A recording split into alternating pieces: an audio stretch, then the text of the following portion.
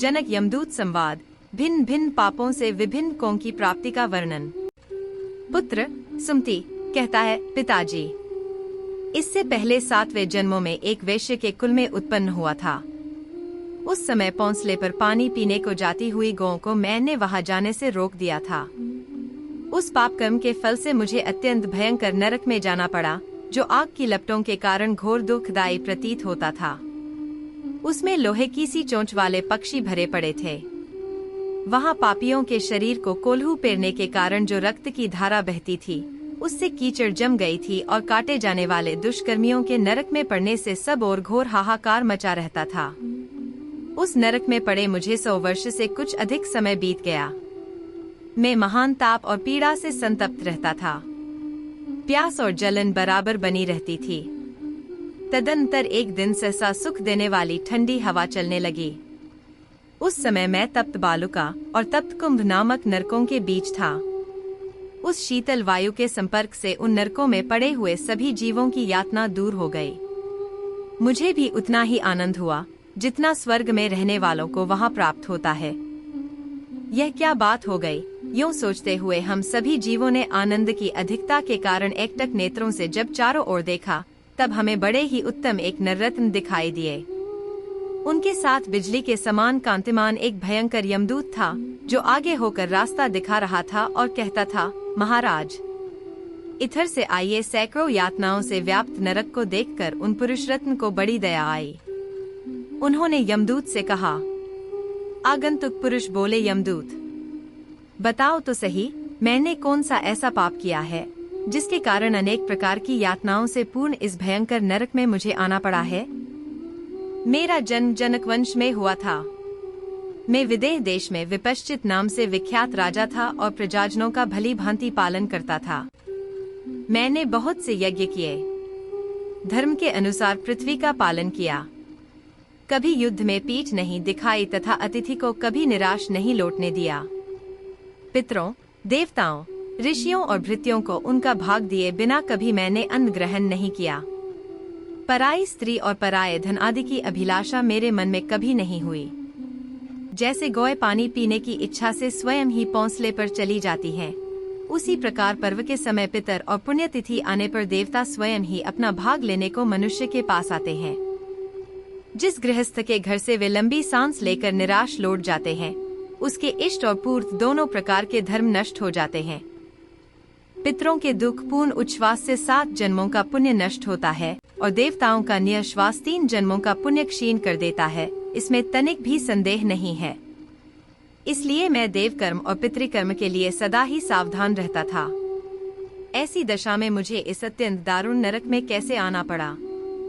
उन महात्मा के इस प्रकार पूछने पर यमराज का दूत देखने में भयंकर होने पर भी हम लोगों के सुनते सुनते विनययुक्त वाणी में बोला। यमदूत ने कहा, महाराज, आप जैसा कहते हैं वह सब ठीक है, उसमें तनिक भी संदेह के लिए स्थान नहीं है, किंतु आपके द्वारा एक छोटा सा पाप भी बन गया है। मैं उसे याद दिलाता हूँ। विदर्भ राजकुमारी पीवरी, जो आपकी पत्नी थी, एक समय ऋतुमती हुई थी, किंतु उस अवसर पर के राजकुमारी सुशोभना में आसक्त होने के कारण आपने उसके ऋतुकाल को सफल नहीं बनाया। वह आपके समागम सुख से वंचित रह गई। ऋतुकाल का उल्लंघन करने के कारण ही आपको ऐसे भयंकर नरक तक आना पड़ा है। जो धर्मात्मा पुरुष काम में आसक्त होकर स्त्री के ऋतुकाल का उल्लंघन करता है, वह पितरों का ऋणी होने से पाप को प्राप्त हो नरक में पड़ता है।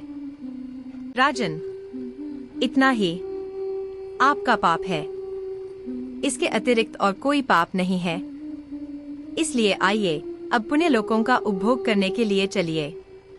राजा बोले, देवदूत, तुम जहाँ मुझे ले चलोगे वहाँ चलूंगा, किंतु इस समय कुछ पूछ रहा हूँ, उसका तुम्हें ठीक ठीक उत्तर देना चाहिए। ये वज्र के समान चोंच वाले कौए, जो इन पुरुषों की आंखें निकाल लेते हैं और फिर उन्हें नए नेत्र प्राप्त हो जाते हैं, इन लोगों ने कौन सा निंदित कर्म किया है? इस बात को बताओ। मैं देखता हूँ कौए इनकी जीभ उखाड़ लेते हैं, किंतु फिर नई जीभ उत्पन्न हो जाती है। इनके सिवा ये दूसरे लोग क्यों आरे से चीरे जाते हैं और अत्यंत दुख भोगते हैं? कुछ लोग तपाई हुई बालुका में भूने जाते हैं और कुछ लोग खौलते हुए तेल में पड़कर पक रहे हैं। लोहे के समान चोंच वाले पक्षी जिन्हें नोच नोच कर खींच रहे हैं, वे कैसे लोग हैं? ये बेचारे शरीर की नस नाड़ियों के कटने से पीड़ित हो बड़े जोर जोर से चीखते और चिल्लाते हैं। लोहे की चोंच की आघात से इनके सारे अंगों में घाव हो गया है, जिससे इन्हें बड़ा कष्ट होता है। इन्होंने ऐसा कौन सा अनिष्ट किया है जिसके कारण ये रात दिन सताए जा रहे हैं? ये तथा और भी जो पापियों की यातनाएं देखी जाती हैं, वे किन कर्मों के परिणाम हैं? ये सब बातें मुझे पूर्ण रूप से बतलाओ। यमदूत ने कहा, राजन, मनुष्य को पुण्य और पाप बारी बारी से भोगने पड़ते हैं। भोगने से ही पाप अथवा पुण्य का क्षय होता है। लाखों जन्मों संचित पुण्य और पाप मनुष्यों के लिए सुख दुख का अंकुर उत्पन्न करते हैं। जैसे बीज जल की इच्छा रखते हैं, उसी प्रकार पुण्य और पाप देशकाल, अन्यान्य कर्म और कर्ता की अपेक्षा करते हैं। जैसे राह चलते समय कांटे पर पैर पड़ जाने से उसके चुभने पर थोड़ा दुख होता है, उसी प्रकार किसी भी देश काल में किया हुआ थोड़ा पाप थोड़े दुख का कारण होता है। किंतु वही पाप जब बहुत अधिक मात्रा में हो जाता है, तब पैर में शूल अथवा लोहे की कील गड़ने के समान अधिक दुख प्रदान करता है, सिरदर्द आदि दुस्सह रोगों का कारण बनता है। जैसे अपथ्य भोजन और सर्दी गर्मी का सेवन श्रम और ताप आदि का जनक होता है, उसी प्रकार भिन्न भिन्न पाप भी फल की प्राप्ति कराने में एक दूसरे की अपेक्षा रखते हैं। ऐसे ही बड़े बड़े पाप दीर्घकाल तक रहने वाले रोग और विकारों के उत्पादक होते हैं। उन्हीं से शस्त्र और अग्नि का भय प्राप्त होता है। वे ही असह्य पीड़ा और बंधन आदि फल प्रदान करते हैं। इस प्रकार जीव अनेक जन्मों के संचित पुण्य और पापों के फलस्वरूप सुख और दुखों को भोगता हुआ इस लोक में स्थित रहता है। राजन, जैसे नरकों में पड़े हुए जीव अपने घोर महापाप का फल भोगते हैं, उसी प्रकार ये स्वर्ग लोक में देवताओं के साथ रहकर गंधर्व, सिद्ध और अप्सराओं के संगीत आदि का सुख उठाते हुए पुण्यों का उपभोग करते हैं। देवता, मनुष्य और पशु पक्षियों की योनि में जन्म लेकर जीव अपने पुण्य पाप जनित सुख दुख रूप शुभाशुभ फलों को भोगता है। राजन, आप जो यह पूछ रहे हैं कि किस किस पाप से पापियों को कौन कौन सी यातनाएं मिलती हैं, वह सब मैं आपको बतला रहा हूँ। जो नीच मनुष्य कामना और लोभ के वशीभूत हो, दूषित दृष्टि एवं कलुषित चित्त से पराई स्त्री और पराये धन पर आंखें गड़ाते हैं, उनकी दोनों आँखों को ये वज्रतुल्य चोंच वाले पक्षी निकाल लेते हैं और पुनः पुनः इनके नए नेत्र उत्पन्न हो जाते हैं। इन पापी मनुष्यों ने जितने निमेष तक पाप पूर्ण दृष्टिपात किया है, उतने ही 1000 वर्षों तक ये नेत्र की पीड़ा भोगते हैं।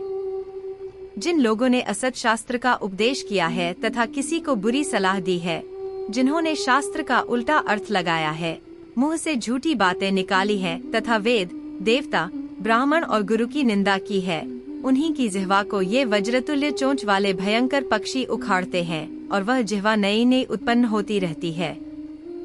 जितने निमेष तक उनके द्वारा जिह्वाजनित पाप हुआ होता है, उतने वर्षों तक उन्हें यह कष्ट भोगना पड़ता है। जो नराधम 2 मित्रों में फूट डालते हैं, पिता पुत्र में, स्वजनों में, यजमान और पुरोहित में, माता और पुत्र में, संगी साथियों में तथा पति और पत्नी में वैर डालते हैं, वे ही ये आरे से चीरे जा रहे हैं। आप इनकी दुर्गति देखिए। जो दूसरों को ताप देते, उनकी प्रसन्नता में बाधा पहुंचाते, पंखे, हवादार स्थान, चंदन और खस की टट्टी आदि का अपहरण करते हैं तथा निर्दोष व्यक्तियों को भी प्राणांतक कष्ट पहुंचाते हैं, वे ही ये अधम पापी हैं जो तपाई हुई बालू में पड़कर कष्ट भोगते हैं। जो ब्राह्मण किसी देव कार्य या पितृकार्य में दूसरे के द्वारा निमंत्रित होकर भी दूसरे किसी के यहाँ श्राद्ध भोजन कर लेता है, उसके यहाँ आने पर ये पक्षी 2 टुकड़े कर डालते हैं। जो अपनी अनुचित बातों से साधु पुरुषों के मर्म पर आघात पहुँचाता है, उसको ये पक्षी अत्यंत पीड़ा देते हैं। इन्हें ऐसा करने से कोई रोक नहीं सकता। जो झूठी बातें कहकर और विपरीत धारणा बनाकर किसी की चुगली खाते हैं, उनकी जिल्ला के इस प्रकार तेज किए हुए छुरों से 2 टुकड़े कर दिए जाते हैं। जिन्होंने उद्दंडतावश माता, पिता तथा गुरुजनों का अनादर किया है, वे ही ये पी, विष्ठा और मूत्र से भरे हुए गढ़ों में नीचे मुख करके डुबाए जा रहे हैं। जो लोग देवता, अतिथि, अन्यान्य प्राणी, भृत्य वर्ग, अभ्यागत, पितर, अग्नि तथा पक्षियों को अन्न का भाग दिए बिना ही स्वयं भोजन कर लेते हैं, वे ही दुष्ट यहाँ पीप और गोंद चाट कर रहते हैं। उनका शरीर तो पहाड़ के समान विशाल होता है, किंतु मुख सुई की नोक के बराबर रहता है। देखिए, यही वे लोग हैं। जो लोग ब्राह्मण अथवा किसी अन्य वर्ण के मनुष्य को एक पंक्ति में बिठाकर भोजन में भेद करते हैं, उन्हें यहाँ विष्ठा खाकर रहना पड़ता है। जो लोग एक समुदाय में साथ साथ आए हुए अर्थार्थी मनुष्य को निर्धन जानकर छोड़ देते और अकेले अपना अन्न भोजन करते हैं, वे ही यहाँ थूक और खंखार भोजन करते हैं।